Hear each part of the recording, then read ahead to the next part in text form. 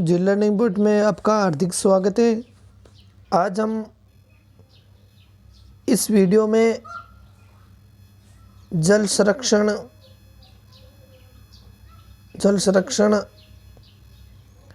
एवं संग्रहण के बारे में देखेंगे। उनके जो महत्वपूर्ण प्रश्न है वो देखेंगे। तो वीडियो को पूरा देखें दोस्तों। तो चलिए वीडियो को बिना समय लगाए प्रारंभ करते हैं। आपके सामने पहला प्रश्न,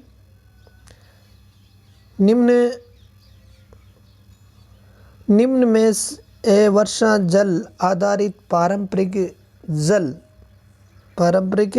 जल भंडारण संरचना नहीं है। आपको दोस्तों इनमें से ये बताना है कि भाई जो वर्षा जल आधारित पारंपरिक यानी परंपरा से चली आ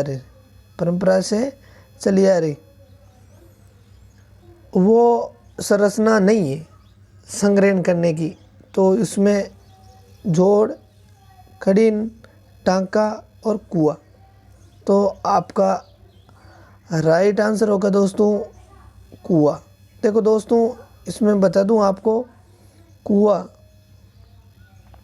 कुआं और बावड़ी ये पारंपरिक आधारित जल भंडारण की प्रणाली नहीं है। ये आपके है भूमिगत जल। ध्यान रखना, कुआं और बावड़ी है जो आपके भूमिगत। ठीक है दोस्तों। अगला प्रश्न आपके सामने, जिस आंगन में टांके में जाने से पूरे जल को संग्रहित किया जाता है, जैसे वर्षा जल है, ये अपना मकान है और टांके में जाने से पहले वर्षा जल जहाँ एकत्रित होता है वो स्थान क्या कहलाता है? उसको क्या कहते हैं? तो दोस्तों इसमें पहला है कुंडी, पार्लर, पायतन, ये सभी।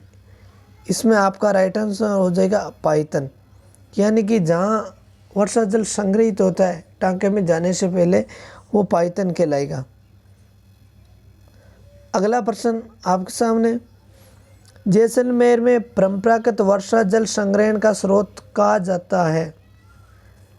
जैसलमेर में जो वर्षा जल संग्रहण करते हैं परंपरागत स्रोत, उसको क्या कहते हैं? दोस्तों पहला है जोड़, खड़ीन, नाडी और ताल।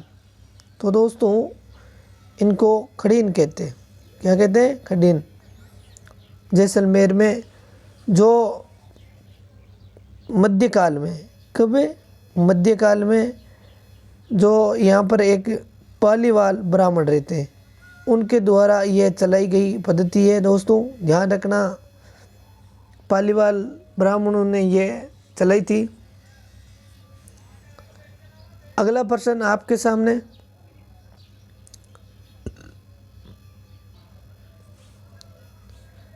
पार्लर पानी से तात्पर्य। पार्लर पानी का क्या अर्थ है? भूमिगत जल, वर्षा जल, नदी जल, उक्त कोई नहीं। तो आपको अपना राइट आंसर चुनना है दोस्तों। पार्लर पानी से तात्पर्य है। तो पार्लर पानी, देखो दोस्तों जो वर्षा जल होता है उसको पार्लर पानी कहते हैं। तो राइट आंसर हो जाएगा दूसरा आपका विकल्प। अगला प्रश्न आपके सामने, निम्न में से जल संरक्षण का उपाय है। तालाबों में डिसैलिनेटिंग, परंपरागत जल स्रोतों का पुनरुद्धार, वाटर हार्वेस्टिंग प्रणाली की स्थापना, उपयुक्त सभी। यानी कि जल संरक्षण के उपाय है इनमें से। तो दोस्तों इसमें ये भी सही है, दूसरा सही है, तीसरा सही है। तो आपका राइट आंसर हो जाएगा उपयुक्त सभी। अगला प्रश्न आपके सामने, जल शक्ति अभियान के संदर्भ में असत्य कथन है। आपको अपना राइट आंसर चुनना है। जल शक्ति अभियान के संदर्भ में इनमें असत्य कथन। जल शक्ति अभियान का संचालन राजस्थान सरकार द्वारा किया जा रहा है। दूसरा, उसके अंतर्गत जल संरक्षण ढांचों का जीर्णोद्धार किया जा रहा है। तीसरा, इसके अंतर्गत वृक्षारोपण का कार्य बड़े पैमाने पर किया जा रहा है। तो अगला है उपयुक्त सभी। तो दोस्तों इसमें ये जो जल शक्ति अभियान है, ये आपके इसमें पहला विकल्प है वो सही होगा, यानी कि ये राजस्थान सरकार द्वारा नहीं है। ये अभियान जो कि देश के जल स्तर को ऊंचा उठाने के लिए जल शक्ति मंत्रालय, कौन, जल शक्ति मंत्रालय के द्वारा चलाया जा रहा है, जो केंद्र सरकार चलाती है। ये अभियान आपके 1 जुलाई 2019 को प्रारंभ हुआ था। कब हुआ था? 1 जुलाई 2019 को। इसमें क्या किया जाता है? जल संरक्षण के लिए वृक्षों को यानी वृक्षों की पैदावार की जाती है, वृक्षों को उगाया जाता है और उनका संरक्षण किया जाता है। अगला,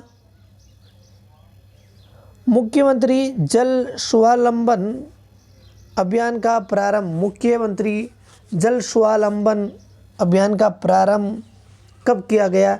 तो 21 जुलाई 2019, 21 दिसंबर 2020, 27 जनवरी 2016, चौथा है 20 अगस्त 2019। तो दोस्तों इसमें आपका तीसरा विकल्प होगा, जो कि 27 जनवरी 2016 को प्रारंभ किया गया था। ये देखो, मुख्यमंत्री ने प्रारंभ किया गया था और झालावाड़ से, जो गर्दन खेड़ी है गांव में चेची तालाब है, वहाँ से प्रारंभ किया गया था। अगला प्रश्न आपके सामने, निम्न में से जल संरक्षण का उपाय नहीं है। इनमें आपको बताना है कि जो जल संरक्षण का उपाय नहीं है। स्प्रिंकलर सिंचाई प्रणाली, बूंद बूंद सिंचाई पद्धति, अधिक जल मांग वाली फसलों की कृषि, वाटर हार्वेस्टिंग की स्थापना। तो दोस्तों ये भी होगा सही, ये बूंद बूंद सिंचाई ये भी है, लेकिन ये तीसरा विकल्प है आपका उत्तर हो जाएगा, यानी अधिक जल मांग वाली फसलों को तो वरना जल का संरक्षण नहीं, ये तो जल का संरक्षण नहीं, ये बर्बाद होगा जल। तो ठीक है दोस्तों, अगला प्रश्न आपके सामने, स्वजल परियोजना का प्रारंभ किस जिले से किया गया? आपको बताना है कि भाई स्वजल परियोजना है वो किस जिले से किया गया है। दोस्तों इस चैनल पर आपको मोस्टली प्रश्न मिलेंगे, तो वीडियो को पूरा देखें दोस्तों। झालावाड़, करौली, जयपुर, जैसलमेर।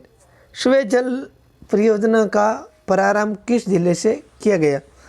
तो बताना दोस्तों, ये प्रश्न हमारे जो मेन जो वीडियो प्रारंभ होने से पहले भी दिया गया कि ये आपके लिए चुनौती है कि भाई ये स्वजल परियोजना किस जिले से प्रारंभ की गई। तो दोस्तों ये आपके करौली से प्रारंभ की गई। कहाँ से प्रारंभ की गई थी? करौली से, यानी कि ये प्रारंभ 27 फरवरी, कब? 27 फरवरी 2018 से ये। देखो दोस्तों इसमें रीड में जो समसामयिक जीके नहीं आता है, लेकिन क्या होता है कभी कभार जो उससे संबंधित जो समसामयिक जीके होता है, जैसे जल संरक्षण आ गया, नदियों से आ गया, तो उससे संबंधित जो करंट जीके का प्रश्न है वो आ सकता है। अगला प्रश्न आपके सामने, बारिश के पानी का संरक्षण जहाँ भी संभव हो, जैसे भी संभव हो, टैग लाइन किस अभियान से संबंधित? यानी कि ये तो थमलाइन जो थीम है, बारिश के पानी का संरक्षण जहाँ भी संभव हो, जैसे भी संभव हो, ये टैग लाइन किस अभियान से, किस योजना से संबंधित है? राजीव गांधी जल संचय योजना, मुख्यमंत्री जल स्वावलंबन योजना, जल शक्ति अभियान, प्रथम जल शक्ति अभियान जो सेकंड। तो दोस्तों ये जो टैग लाइन है ये जल शक्ति अभियान जो सेकंड है उसकी है। तो राइट आंसर दोस्तों आपका चौथा विकल्प हो जाएगा।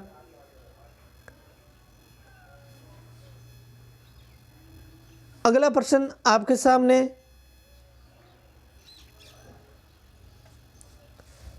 निम्न में से जल के गुणवत्तापूर्ण उपयोग का उपाय नहीं। देखो दोस्तों, जल का पुनर्चक्रण करना, खरपतवार व कीट प्रबंधन, जल भरण सिंचाई पद्धति, लवणीय जल से कृषि।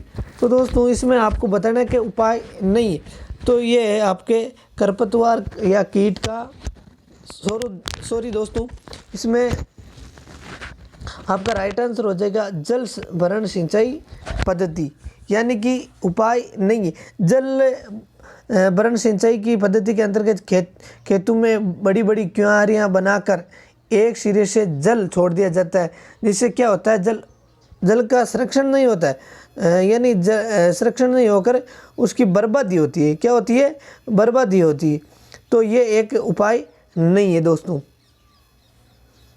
अगला प्रश्न आपके सामने, नदियों को जोड़ने संबंधी कानून बनाने वाला प्रथम राज्य। नदियों को जोड़ने संबंधी कानून बनाने वाला राज्य। तो दोस्तों इसमें आपके पहला है मध्य प्रदेश, दूसरा है राजस्थान, तीसरा महाराष्ट्र, चौथा कर्नाटक। आपको बताना कि भाई नदियों को जोड़ने से संबंधित जो अभियान चलाया गया था उसमें प्रथम राज्य कौन सा है? तो दोस्तों इसमें प्रथम राज्य आपके राजस्थान होगा, तो आपका राइट आंसर होगा दूसरा विकल्प। अगला, नाडी एक प्रकार का होता है। नाडी एक प्रकार का होता है। पोखर, तालाब, बावड़ी, तालाब। ठीक है दोस्तों, आपको बताना है कि भाई नाडी किस प्रकार का है। तो दोस्तों ये होता है आपके पोखर, जो कि ये 10 से 100 हेक्टेयर होता है। इसका जल ग्रहण संग्रहण कितने होता है? 10 से 100 हेक्टेयर। ठीक है दोस्तों, देखो दोस्तों, नाडी में जल लाने के लिए चिन्हित भूमि होती है मदार। क्या होती है? मदार। यानी कि जो नाडी है उसमें पानी संग्रहित करने के लिए जो चिन्हित भूमि होती है वो मदार कहलाती है। क्या कहलाती है? मदार। तो ठीक है दोस्तों, अगला प्रश्न आपके सामने, तालाब एवं जोड़ से अतिरिक्त जल निकासी हेतु निर्मित नाली कहलाती है। तालाब और जोड़ से अतिरिक्त जल निकासी हेतु, देखो दोस्तों, तालाब और जोड़ से संबंधित जो अलग जो निर्मित नाली होती है वो कहलाती है। तो वो आपके मदार, नेता, टोपा और टोबा। तो आपका राइट आंसर हो जाएगा नेता, जो अलग जो नाली होती है तालाब और जोड़ से। अगला प्रश्न आपके सामने, Mahi high level canal to जेसम ड्रिंकिंग वाटर प्रोजेक्ट संबंधित है। ये जो प्रोजेक्ट है वो किनसे संबंधित है? इसमें अपना राइट आंसर चुना दोस्तों। राजस्थान ड्रिंकिंग वाटर ग्रिड की स्थापना से, राजस्थान नदी जोड़ो अभियान परियोजना से, मेवाड़ क्षेत्र में पेयजल की आपूर्ति से, शुभ जल परियोजना से। तो दोस्तों इसका राइट आंसर होगा राजस्थान ड्रिंकिंग वाटर ग्रिड। जो पद्धति जो इसकी स्थापना की गई थी वो इस अभियान से संबंधित है। अगला प्रश्न आपके सामने, कृषि में जल के सर्वोत्तम उपाय की तकनीक है। कृषि में जल के सर्वोत्तम उपाय की तकनीक है। ड्रिप सिंचाई पद्धति, फव्वारा सिंचाई पद्धति, उक्त एक और दोनों नालियों से सिंचाई। तो दोस्तों आपका राइट आंसर हो जाएगा ये तीसरा विकल्प, ड्रिप सिंचाई पद्धति और ये फव्वारा सिंचाई पद्धति। अगला प्रश्न, कोई भी समस्या हो दोस्तों, कोई भी आपके विचार हो तो कमेंट करके ज़रूर बताएं। किसी भी प्रकार का कमेंट हो वो ज़रूर बताइए दोस्तों। वर्तमान में जल संकट का कारण है। वर्तमान में जल संकट का कारण है। तो उद्योगों में जल का अनियंत्रित प्रयोग, अकुशल कृषि, जल प्रबंध, घरेलू कार्यों में जल का अपव्यय। तो अगला उपयुक्त सभी। तो दोस्तों आपको पता है सारे के सारे कारण है वो जल संकट के कारण है। तो दोस्तों आपका राइट आंसर हो जाएगा चौथा विकल्प। अगला प्रश्न आपके सामने। तो राजस्थान जल क्षेत्र आजीविका सुधार परियोजना का लक्ष्य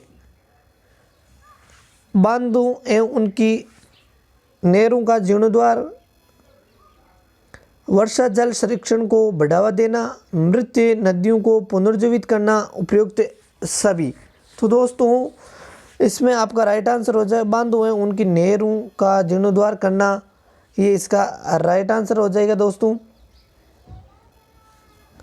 अगला प्रश्न आपके सामने। Rajasthan centre for excellence water resource management किस सहयोग से की जा रही, ये किसके सहयोग से की जा रही है? विश्व बैंक, जापान, दक्षिणी ऑस्ट्रेलिया, दक्षिणी यानी एशियाई विकास, ये किसके द्वारा प्रारंभ किया जा रहा है? तो दोस्तों ये आपके जो दक्षिणी ऑस्ट्रेलिया है उसके द्वारा ये प्रारंभ की जाए। तो जो दोस्तों आपका राइट आंसर हो जाएगा। देखो दोस्तों इसमें यह है कि भाई पश्चिम बंगाल है वो प्रथम है और राजस्थान है इस सेंटर का स्थापित करने में दूसरा स्थान भारत में आता है। यानी कि जो excellence water resource management centre है उसकी स्थापना में पश्चिम बंगाल तो प्रथम है और दूसरा है राजस्थान। अगला प्रश्न आपके सामने। राजस्थान जल क्षेत्र पुनर्निर्माण परियोजना संबंधित है। राजस्थान जल क्षेत्र पुनर्निर्माण परियोजना संबंधित है। तो आपको अपना राइट आंसर चुनना है।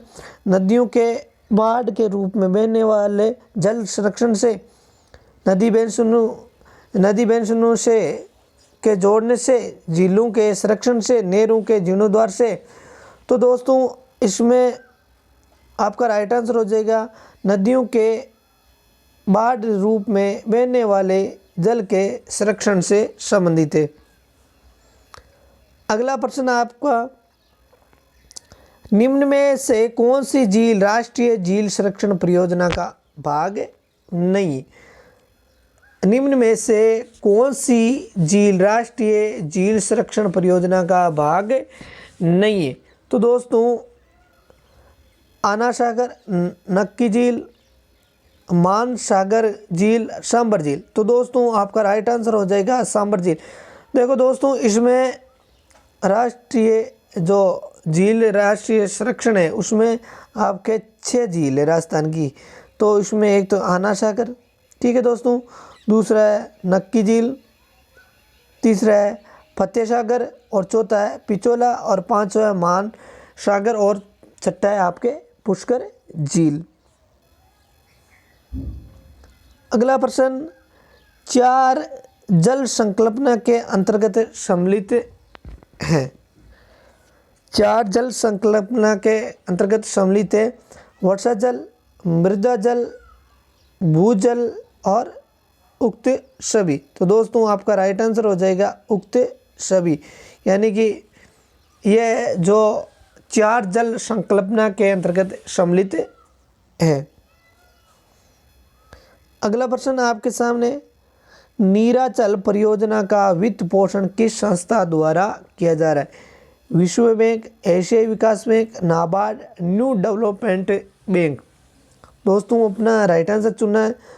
यह परियोजना दोस्तों 9 राज्यों में, कितने राज्यों में? 9 राज्यों में, जिसमें राजस्थान है और राजस्थान के जो उदयपुर व